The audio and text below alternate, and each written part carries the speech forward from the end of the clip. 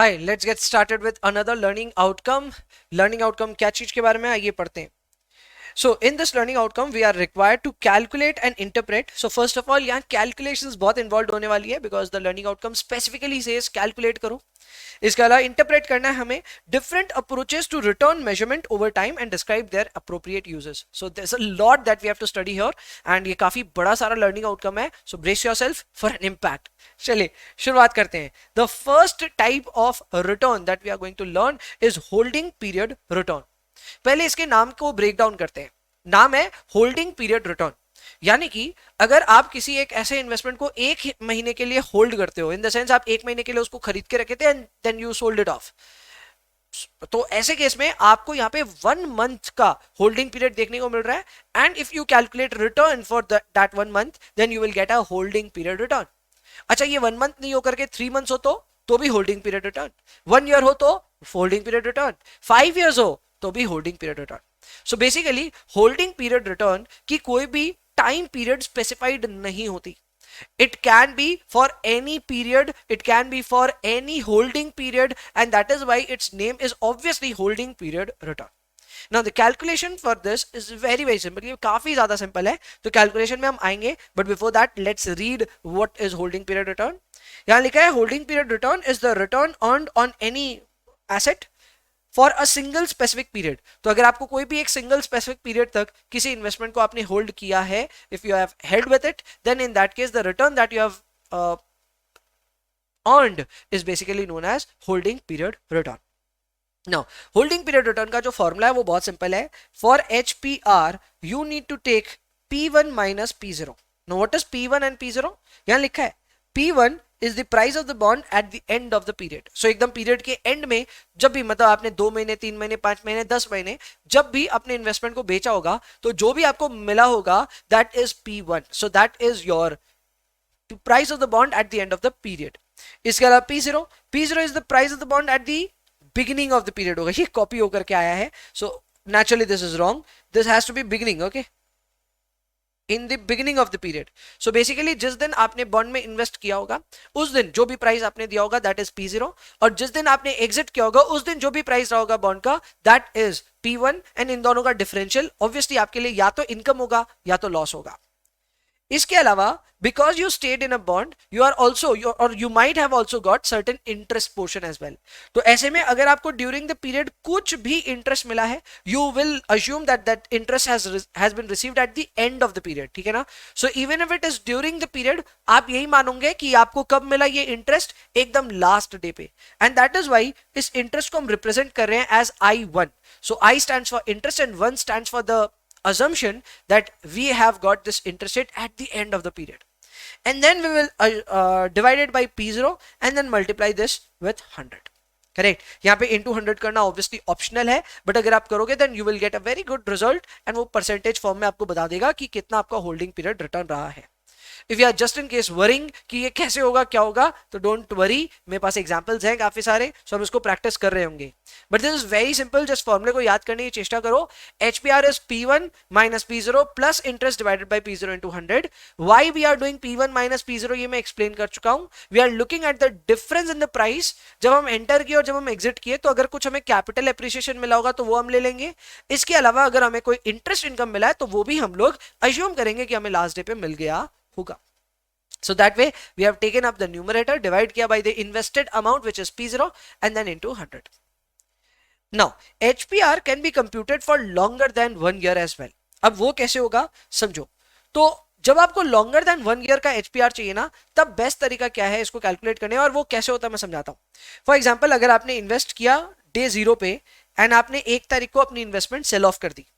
जहां आपने cell of किया वहां से आपने और एक दूसरी इन्वेस्टमेंट करी जिसको आपने सेकेंड ईयर के एंड तक होल्ड किया, एंड देन थर्ड इन्वेस्टमेंट करी जिसमें सेकेंड ईयर के एंड पे आपने इन्वेस्ट किया और थर्ड ईयर तक ये रहे. तो अब आपके पास एक नहीं बल्कि 3 होल्डिंग पीरियड रिटर्न है. So you have R1, you have R2 and you have R3. So how can you exactly calculate a holding period return for the entire 3 years in at once? तो वो भी किया जा सकता है. इसके लिए you need to just apply a formula which is 1 plus R1 into 1 plus R2 into 1 plus R3, और फिर उसमें से बस -1 कर देना. Now why are we doing so? वो भी मैं आपको रीजन समझा देता हूं। नंबर वन, हम ये जो 1+1+ करते हैं ये इसलिए करते हैं बिकॉज हम जो रिटर्न अर्न कर रहे हैं that is also followed by और I would say accompanied by the principal that we had invested earlier. हमने जितने पैसे डाले थे वो भी हमें मिलेंगे, उसके अलावा हमें एक एक्स्ट्रा रिटर्न भी मिलेगा, just like the FDs that you do. आपने 1 लाख रुपए की अगर एफडी करी तो ऐसा नहीं है that they give you only interest portion, they give you the FD amount as well. So आपने अगर 1 लाख रुपए डाले थे तो जो भी उस पर इंटरेस्ट होगा वो तो आपको मिलेगा ही, you will also get back 1 lakh rupees which you had invested on day 0। So इसीलिए ये 1 जो होता है ये उस प्रिंसिपल की अकाउंटिंग करता है, and that is why we take a factor for this. So what you are getting is not just return, you are getting premium plus return. तो ये एक बार नहीं 3 बार आपके साथ हुआ। फर्स्ट ईयर में आपको रिटर्न मिला R1, so you have taken a factor 1+R1। Second year में आपको रिटर्न मिला R2, so you have taken the factor 1+R2। Third year में आपको रिटर्न मिला 1+R3, so you have taken 1+R3 का फैक्टर, एंड देन बस कुछ नहीं, आपस में मल्टीप्लाई करके -1 कर दो। Clear? So that is how you calculate HPR for more than a period और मोर देन 1 ईयर। ठीक है ना, 1 साल से ज्यादा अगर आपका होल्डिंग पीरियड रिटर्न हो तो आपको ऐसे कैलकुलेट करना चाहिए। Next up is arithmetic mean. Now arithmetic mean is very simple, आप इसके बारे में पहले से जानते हैं। For those who are still to figure out कि ये क्या चीज है, तो आपने जो स्टैटिस्टिक्स में पढ़ा होगा कभी भी लाइफ में अबाउट मीन मीडियन मोड, तो वो जो मीन होता था वो मीन में arithmetic mean was the default type, यानी जो फर्स्ट मीन की कैलकुलेशन आप सीखते हैं वो एरिथमेटिक मीन ही होता है। So arithmetic mean is very simple formula, you will be given certain rates, आपको उन सब को ऐड करना है and then you will have to divide it by number of observations. Now this is as good as doing average of any simple thing. Example के तौर पे मैं आपको अगर आपके फेवरेट क्रिकेटर के स्कोर्स बताऊं, वो है 50, 60 and 70 in 3 consecutive matches, and if I ask you the average of these 3 matches, then it is very easy to do so. आप 50 + 60 + 70 divide by 3 कर सकते हैं and you will get a score of 60. So that is basically the average here. ये average जो आप कर रहे हैं इसी को हम कहते हैं arithmetic mean. So arithmetic mean calculate करना बहुत आसान है, just take the sum of all the observations and then divide by number of observations. इसका एडवांटेज क्या है? इसका एडवांटेज ये है that it is known for its statistical properties. Statistical properties का मतलब इसमें हम आगे जाकर के काफी सारी स्टैटिस्टिकल एनालिसिस कर सकते हैं, जिसमें सबसे बढ़िया एनालिसिस होती है स्टैंडर्ड डेविएशन की। The best part about arithmetic mean is that it facilitates you to calculate standard deviation, जो कि और बाद बाकी ऑप्शंस नहीं है, बाद बाकी रिटर्न में ऑप्शंस नहीं है, बट इसमें है। सो आप क्या कर सकते हैं, इसी सेंट्रल टेंडेंसी का आप फर्दर डिस्पर्जन भी कैलकुलेट कर सकते हैं, और वो डिस्पर्जन होता है स्टैंडर्ड डिविएशन। सो ये एक बहुत बड़ी एडवांटेज है that is known for statistical properties, जैसे कि रिस्क के मेजरमेंट के लिए we are using standard deviation. Next up is disadvantage. Disadvantages काफी सारी हैं, जिसमें सबसे बड़ी डिसएडवांटेज जो कि शायद आपको याद भी हो फ्रॉम योर पास्ट, कि इसमें आउटलायर्स का एक इंपैक्ट रहता है। आउटलायर्स का इंपैक्ट क्या होता है? बहुत सिंपल है। सपोजिटली आप एवरेज निकाल रहे हो, ठीक है, एंड किसी भी प्लेयर की स्कोर था 50, 60, 70 and suddenly that player scored 0, ठीक है, and you want to calculate the average of this set. तो इसमें आप भी नोटिस करोगे दैट 50, 60, 70 ये क्लोजली नेटेड रेंज है, ठीक है, बट ये 0 काफी फार अवे वैल्यू है, it is an extreme value. So if it is an extreme value it is known as outlier, and अगर आप एवरेज निकाल रहे हो which is arithmetic mean, then it is very unfortunate but you will add up everything, you will not think कि क्या outlier है क्या नहीं है, एंड एज अ रिजल्ट आप अपना यहाँ पे जो भी वैल्यू आएगा वो यहाँ पे लिख लोगे। I think it will be 45, average will be 45। तो देख रहे हैं जहां ये एवरेज 60 थी वो एवरेज घट करके कितनी हो गई? 45। The reason for this is this outlier. ये इतनी एक एक्सट्रीम ऑब्जर्वेशन हमारे डेटा सेट में आ गई जिसकी वजह से हमारी जो एवरेज है वो डिक्रीज होते दिखाई दे रही है। क्लियर? परफेक्ट। इसके अलावा अगर हम बात करें तो डिसएडवांटेज में दूसरी बात ये भी है कि हम ये भी मानते हैं कि हर टर्म ना हमने एक जितना पैसा ही इन्वेस्ट किया होगा। No, what is this? ये बढ़िया नंबर्स के साथ हम डिस्कस कर सकते हैं। समझो, एरिथमेटिक मीन आपको ये सजेस्ट करता है कि अगर आपको 10% रिटर्न हुआ ईयर 1 में और ईयर 2 में आपको -10% रिटर्न हुआ, तो एरिथमेटिक मीन से जब पूछेंगे what is the average, then it will go on to tell 10 - 10 divide by 2 यानी कि 0%। सो एरिथमेटिक मीन विल सजेस्ट कि आपको ना प्रॉफिट हुआ है ना लॉस हुआ है, विच इज एक्चुअली ट्रू। लेकिन इसमें गड़बड़ है। गड़बड़ ये है कि हमने एक अजम्पशन ले लिया कि if we had 1 lakh rupees at the beginning of first year, तो हमारे पास सेकेंड ईयर में भी 1 लाख रुपीज ही रहे होंगे, जिससे क्या हुआ, हमारा रिटर्न 1 लाख पे 10% कितना हुआ, 10,000, और हमारा लॉस भी 1 लाख पे 10% हुआ 10,000, एंड इसीलिए हम ये कह पा रहे हैं that we are at no profit no loss situation, जबकि ये जरूरी नहीं है। हो सकता है ईयर 2 में वी हैड 4 लाख रुपीज, समझे? So when you made 10% at that point of time you had only 1 lakh rupees, but when you lost 10% you had 4 lakh rupees. So clearly if the amount invested is different in different years, then in that case arithmetic mean will not give you good results. यही चीज यहां पे लागू होती है, and यही चीज को मैं समझा रहा हूं आपको, that if you are investing the same period or same amount in every period, then in that case arithmetic mean makes good sense, but in most cases it is not going to happen, and that is why arithmetic mean has a problem with it. ये एक disadvantage है इसका. Next on our radar is geometric mean. Geometric mean is a very good, I would say, mean type, और ये mean की calculation करने के लिए हम लोग ये देखते हैं कि क्या मल्टी पीरियड इन्वेस्टमेंट हो रहा है क्या. आमतौर पे ज्योमेट्रिक मीन तभी यूज किया जाता है when you have invested your money for over a year या फिर ओवर एनी पीरियड, ठीक है. तो मल्टी पीरियड रिटर्न्स जब आपको कैलकुलेट करने हैं तो उस समय आपको ज्योमेट्रिक मीन कैलकुलेट करना चाहिए. ये चीज यहां पे भी लिखा हुआ है that geometric mean will provide you more accurate presentation if you want to see the growth in your portfolio over a given period of time, जो कि अरिथमेटिक मीन नहीं कर पाएगा, क्योंकि अरिथमेटिक मीन क्या मानता है, हर पीरियड के पहले आपका इन्वेस्टमेंट अमाउंट सेम होगा, जबकि the reality is not the same. हर साल आपका पोर्टफोलियो वैल्यू ग्रो होता जाएगा. सो इन दैट सेंस आपका पोर्टफोलियो वैल्यू चेंज होगा, your investment amount will change every year, and arithmetic mean might not give you great results. Second, arithmetic mean will also give you an biased upward results. So in most cases arithmetic mean will give you result which is higher than the actual geometric mean, and ये इसका एक bias की वजह से है. So arithmetic mean will give you distorted results or biased results, and it will be generally higher than geometric mean. Third is geometric mean is a better measure if you have invested your money over multiple periods. ये मैं पहले भी बोल चुका हूं that you have invested your money for over 1 year or over 1 period, then in that case geometric mean is the return that you should be looking after for. Okay, geometric mean का अपने पास यहाँ पे एक formula है. ये formula देख करके आपको फील होगा कि this is the same formula of HPR. That is actually very true. HPR में भी यही काम हमने किया था, जिसमें we used 1 plus R1, 1 plus R2, 1 plus R3 सबको आपस में हमने प्रोडक्ट किया था, लेकिन पावर में 1/n नहीं किया था. Clear? So in HPR we are not interested to know the return per period, but here we are required to calculate return per period, and that is why power में 1/n हो रहा है.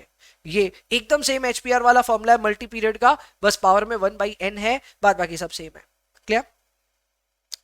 आइए example number 1 पे focus करते हैं. Example number 1 जो हमारे सामने है उसमें we are going to calculate HPR, correct? And this HPR says that the price per share at the beginning of the period is $10. इसके अलावा number of shares is 10. The dividend received is 5%. See, if dividend is reported as only a percentage, तो आपको इसको face value पे calculate करना पड़ता है, ठीक है ना? तो यहाँ पे आपकी face value reported है $10. So in that sense, we can say that you must have received a dividend of 50 cents, ठीक है? Or $0.50.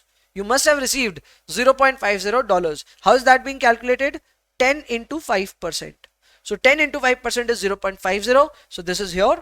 इसके अलावा आपको प्राइस एट द एंड भी दिया है, यानी P1 दिया है, that is 11. So P0 is equal to 10.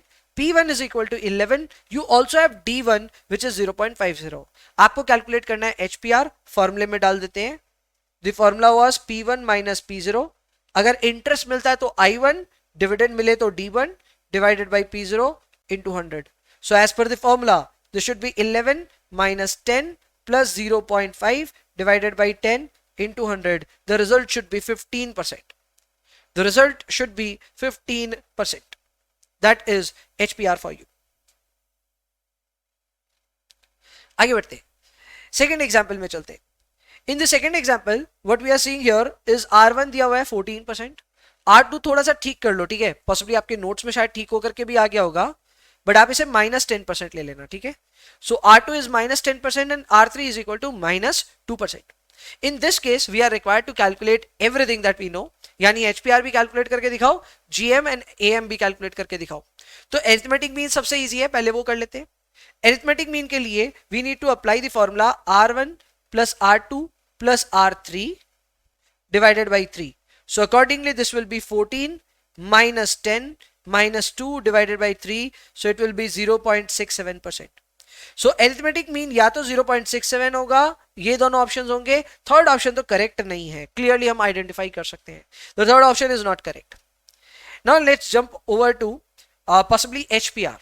HPR की कैलकुलेशन करें तो उसके लिए फॉर्मूला होगा 1 plus R1 1 plus R2 1 plus R3 इनका जो भी प्रोडक्ट आएगा उसमें से -1, so this should be 1.14 into 0.90. How do I know this? ये 0.90 होगा, if you will do 1 minus 0.10 it will become 0.90.